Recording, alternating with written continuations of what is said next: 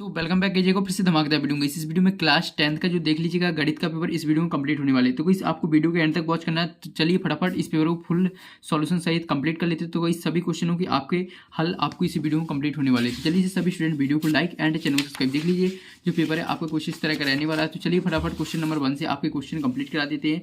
यहाँ पर देख लीजिए ये आपका सीरियल नंबर होने वाला है। यहाँ पर देख लीजिए सेट बी का पेपर कंप्लीट करेंगे। यहाँ पर हिंदी इंग्लिश वर्जन दोनों में आपका पेपर होने वाला है। चलिए कंप्लीट करा देते हैं। तो कोई यहाँ पर हिंदी इंग्लिश वर्जन आपका पेपर रहेगा। चलिए फटाफट कंप्लीट करा दिए थे। तो सभी स्टूडेंट वीडियो को फटाफट लाइक एंड चैनल सब्सक्राइब।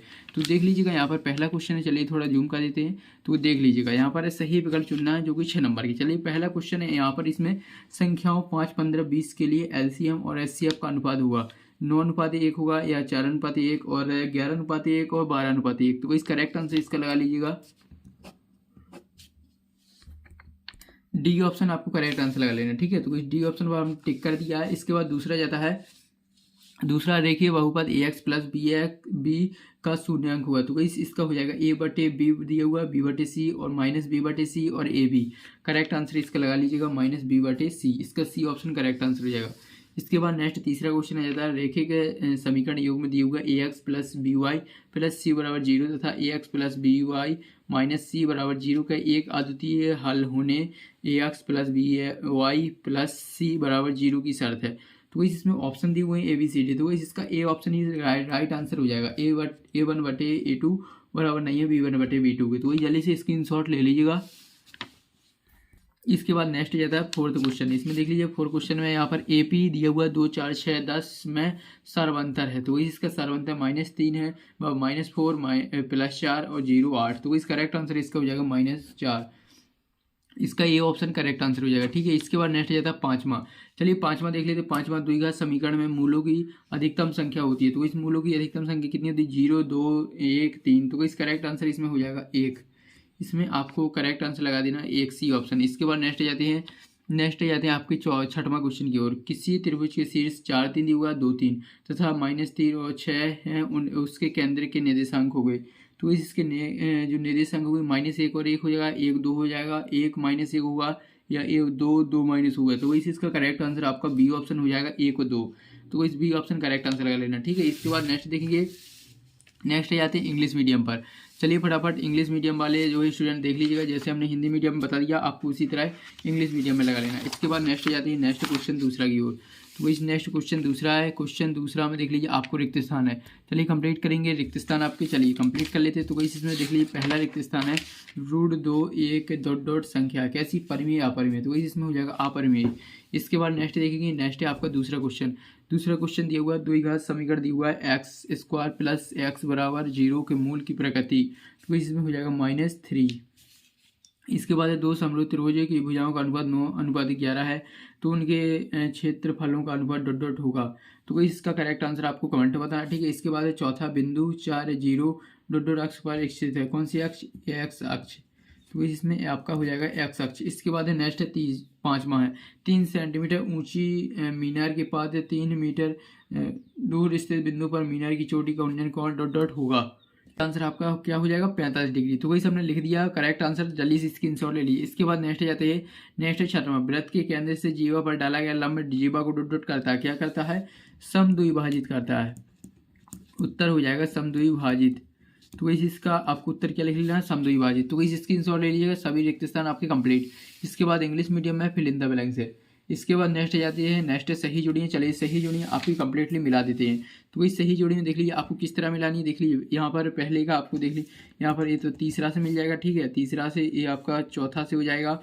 इसमें हो जाएगा आपका पाँचवा से, ठीक है। तो इस इतने की आप स्क्रीनशॉट ले लीजिएगा इस 3 सही जोड़ी का। इसके बाद है इसमें देख लीजिए आपको ये आपको छठवां से मिला देना है। ये आपका पहला से हो जाएगा।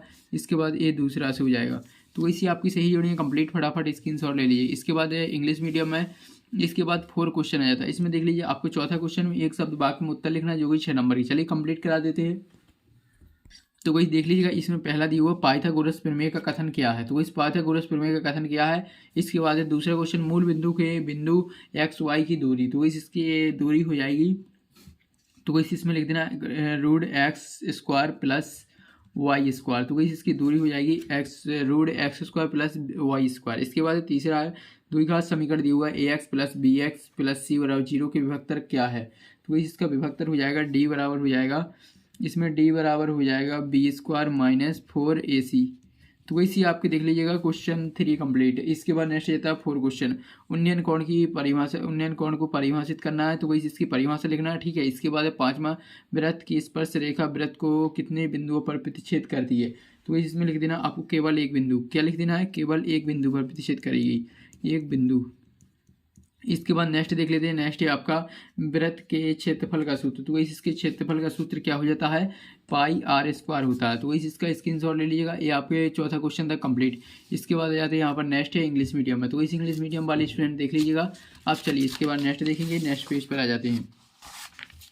तो कुछ नेक्स्ट पेज पर आपको ये देख लीजिए 7 चलिए कंप्लीट करेंगे। तो कुछ पहला 7 देखेंगे। तो इसमें देख लीजिए पहला दिया हुआ है, यदि दो त्रिभुज के में संगत कोण बराबर हो तो त्रिभुज समरूप होंगे। तो वैसे आपका पहला क्या हो जाएगा? 7 हो जाएगा। इसके बाद है बेलन का आयतन। इसके बाद दूसरे में आपको दूसरे में भी 7 लगा देना। तीसरा वृत्त की परिधि होती है जहाँ वृत्त की त्रिज्या है, तो इसमें आपको लगा देना असत्य। इसके बाद है शंकु का संपूर्ण पृष्ठ होता है जहाँ गोले की त्रिज्या है, तो वैसे आपका असत्य हो जाएगा।